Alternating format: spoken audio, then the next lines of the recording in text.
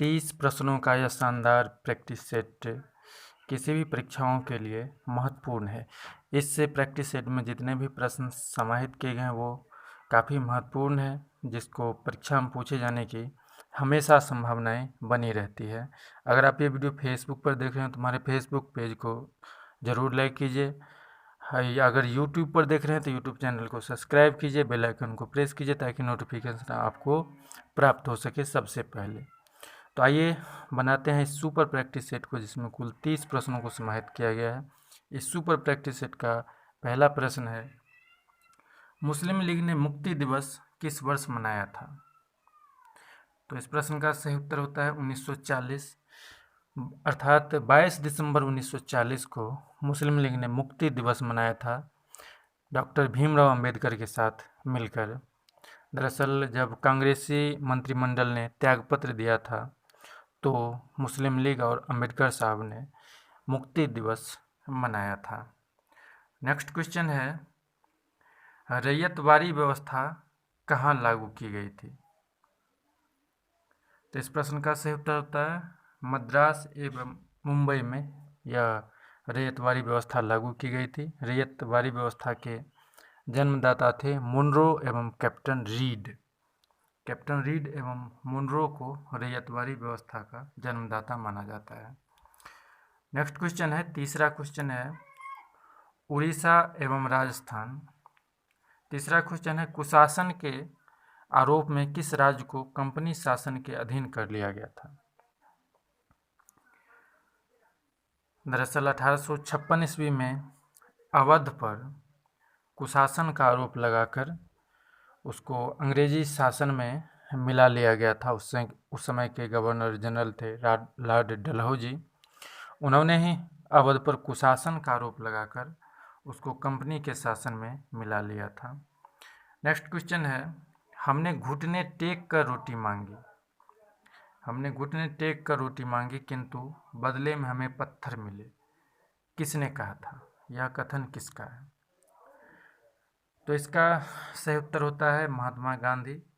सविनय अवज्ञा आंदोलन से पूर्व उन्होंने शुरू होने से पूर्व यह कथन कही थी। बढ़ते हैं अगले प्रश्न की ओर। अगला प्रश्न है,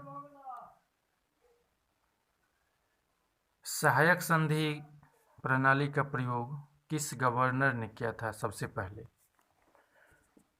तो इसका सही उत्तर होता है लॉर्ड वेलेस्ली। लॉर्ड वेलेस्ली ने सहायक संधि को चलाया था, अर्थात सहायक संधि का जन्मदाता लॉर्ड वेलेस्ली को कहा जाता है।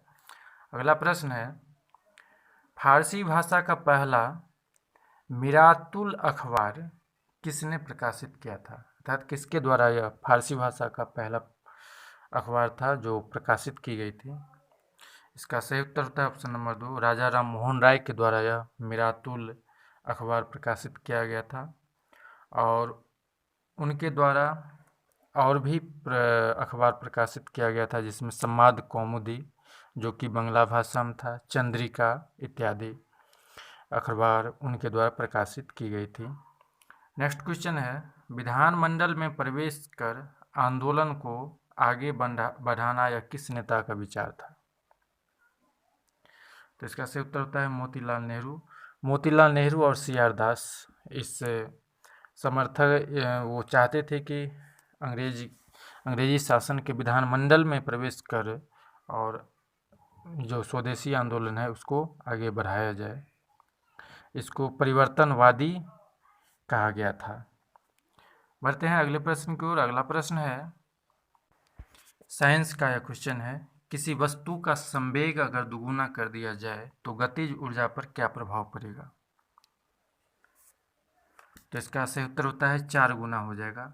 अगर संवेग को दुगुना कर दिया जाए तो उसका गतिज ऊर्जा 4 गुना हो जाता है। नेक्स्ट क्वेश्चन है, हाइड्रोजन बम किस सिद्धांत पर कार्य करता है? तो इसका सही उत्तर होगा नाभिकीय संलयन, ऑप्शन नंबर 2। नाभिकीय संलयन अभिक्रिया पर हाइड्रोजन बम कार्य करता है, नाभिकीय संलयन सिद्धांत पर। नेक्स्ट क्वेश्चन है, किसी तत्व के परमाणु में उपस्थित न्यूट्रॉन एवं प्रोटॉन की संख्या क्या कहलाता है? तो इसका सही उत्तर होता है द्रव्यमान संख्या। अगर किसी परमाणु में उपस्थित न्यूट्रॉन एवं प्रोटॉन की संख्या को जोड़ दिया जाए तो वह द्रव्यमान संख्या हो जाता है। नेक्स्ट क्वेश्चन है, निकट दृष्टि दोष में किस प्रकार के लेंस का उपयोग किया जाता है? जब मनुष्य में को नज़दीक दृष्टि दोष होता है, नज़दीक की वस्तु दिखाई देने में कठिनाई होती है, तो किस लेंस का प्रयोग किया जाता है? तो इसका सही उत्तर होता है अवतल लेंस। ऑप्शन नंबर 1 इसका सही उत्तर होगा। अवतल लेंस का प्रयोग इस बीमारी में किया जाता है। नेक्स्ट क्वेश्चन है, वर्तमान में भारत का सबसे व्यापारिक साझेदार देश कौन है? करंट अफेयर्स का यह महत्वपूर्ण क्वेश्चन है। इसका सही उत्तर होता है अमेरिका। अभी हालिया रिपोर्ट के अनुसार भारत का सबसे बड़ा व्यापारिक देश अमेरिका है। नेक्स्ट क्वेश्चन है, गरीबी रेखा निर्धारण हेतु 2008 में किस समिति का गठन किया गया था? इसका सही उत्तर होगा ऑप्शन नंबर 1 तेंदुलकर समिति का गठन किया गया था गरीबी निर्धारण के लिए, जिसने भारतीय जनसंख्या में कुल 37.2% आबादी को गरीबी रेखा के नीचे माना था। ये ग्रामीण और कुल जनसंख्या का था, और ग्रामीण इलाका में 41.8% जनसंख्या को गरीबी रेखा के अंदर, और शहरी इलाका में 25.7 आबादी को गरीबी रेखा के नीचे माना था तेंदुलकर समिति के द्वारा। नेक्स्ट क्वेश्चन है, इनमें से केंद्र सरकार के द्वारा लगाए जाने वाला प्रत्यक्ष कर कौन होता है? तो इसका सही उत्तर होता है निगम कर, दोनों। इसका सही उत्तर हो जाएगा दोनों। ब्याज कर और निगम कर, यह दोनों केंद्र सरकार का प्रत्यक्ष कर है। अगर अन्य प्रत्यक्ष कर की बात करें तो राज्य सरकार के द्वारा लगाए जाने वाला प्रत्यक्ष कर है लाभांश कर, उपहार कर एवं प्रतिभूति कर इत्यादि। बढ़ते हैं अगले प्रश्न की ओर। अगला प्रश्न है, अनुच्छेद 326 में किसका प्रावधान किया गया है? अर्थात अनुच्छेद 326 के अनुसार किस चीज़ का प्रावधान किया गया है? तो इसका सही उत्तर होता है वयस्क मताधिकार। Option number 3। अनुच्छेद 326 में वयस्क मताधिकार अर्थात 18 वर्ष से जितने भी ऊपर के नागरिक होंगे उसको मतदान करने की व्यवस्था की गई है अनुच्छेद 326 के द्वारा। वहीं अगर मतदाता सूची की बात करें तो इसका उल्लेख 325 अनुच्छेद 325 में किया गया है। अगर निर्वाचन आयोग की बात करें तो निर्वाचन आयोग का उल्लेख 324 अनुच्छेद 324 में, और वित्त आयोग का उल्लेख अनुच्छेद 280 में किया गया है। अगला क्वेश्चन है, पर्यावरण संरक्षण एवं संवर्धन का अधिकार राज्य को किस अनुच्छेद के तहत दिया गया है? तो इसका सही उत्तर हो जाएगा ऑप्शन नंबर 3 अनुच्छेद 48 क। 48 क के अनुसार राज्य को यह अधिकार दिया गया है कि वो अपने अनुसार पर्यावरण का संरक्षण एवं संवर्धन करे। वहीं अगर अन्य अनुच्छेदों की बात करें तो अनुच्छेद 48 में राज्य को यह अधिकार दिया गया है कि कृषि एवं पशुपालन सुधार हेतु वह कदम उठाए। अनुच्छेद 40 में ग्राम पंचायतों का उल्लेख किया गया है। अगला प्रश्न है, इनमें से कौन देश स्थल रुद्ध है? अर्थात जिसकी समुद्री सीमा नहीं लगती है, इसमें से कौन सा देश है? तो इसका सही उत्तर हो जाएगा ये सभी, अर्थात सर्बिया, किर्गिस्तान, लाओस और बेलारूस, ये सभी देश स्थल रूढ़ है, यानी कि इसकी चारों देशों के का कोई भी समुद्री सीमा नहीं है। ये सर्बिया और बेलारूस यूरोप महादेश में है, और किर्गिस्तान और लाओस एशिया महादेश का प्रमुख देश है। नेक्स्ट क्वेश्चन है, थाईलैंड का प्रमुख पठार क्या है, कौन है? यानी कि थाईलैंड के प्रमुख पठार का नाम क्या है? तो इसका सही उत्तर होता है कोरात। Option number 1।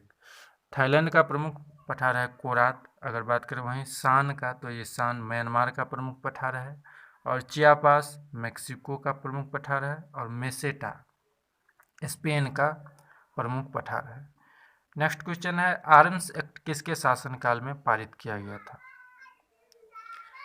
Arms act Lord Liton के समय में पारित किया गया था 1878 ईस्वी में, और इसी के समय में वर्नाक्यूलर प्रेस एक्ट जो कि वो भी 1878 में ही पास किया गया था, और लॉर्ड लिट्टन ने ही सिविल सेवा की परीक्षा का उम्र 19 वर्ष से घटा करके 21 वर्ष से घटा करके 19 वर्ष कर दिया था। नेक्स्ट क्वेश्चन है कि सुल्तान ने निजामुद्दीन औलिया को दिल्ली छोड़ने का आदेश दिया था। तो इसका सही उत्तर होगा गयासुद्दीन तुगलक। गयासुद्दीन तुगलक ने संत निजामुद्दीन औलिया को दिल्ली छोड़ने का आदेश दे दिया था, चूँकि निजामुद्दीन औलिया से उनकी नहीं पटरी खाती थी। इसी पर निजामुद्दीन औलिया ने कहा था हुनुजे दिल्ली दुरस्ता, अर्थात वहाँ से दिल्ली अभी दूर है। अगला प्रश्न है गुप्त काल में अपहृत क्या होता था? अपहृत का अर्थ होता था बिना जोत की जंगली भूमि, यानी जो जंगली भूमि होती थी, जोत के लायक नहीं होती थी, उसको अपहृत कहा जाता था। यह प्रश्न बार बार परीक्षाओं में पूछे जाते हैं। नेक्स्ट क्वेश्चन है समरसत की उपाधि किस राजा को दी गई थी?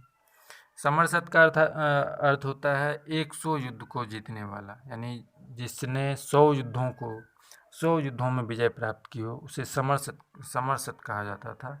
यह उपाधि समुद्रगुप्त को दी गई थी। ऑप्शन नंबर 3 इसका सही उत्तर होगा। नेक्स्ट क्वेश्चन है बज्जी संघ की राजधानी कहाँ थी? तो इसका सही उत्तर हो जाएगा वैशाली। बज्जी संघ की राजधानी वैशाली थी।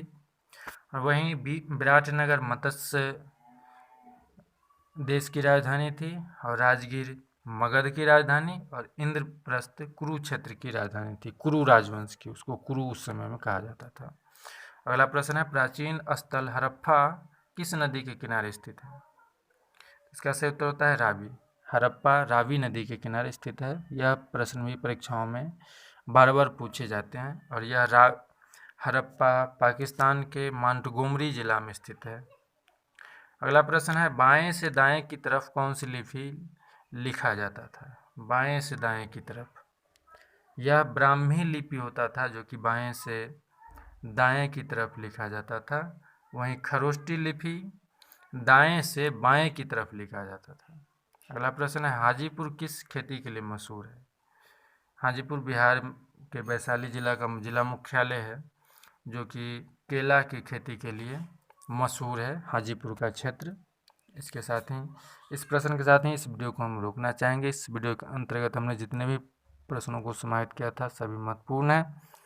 कमेंट करके आप हमें बताइए कि आपने कुल कितने प्रश्नों को सही हल किया है। मिलते हैं अगले वीडियो में, तब तक के लिए धन्यवाद।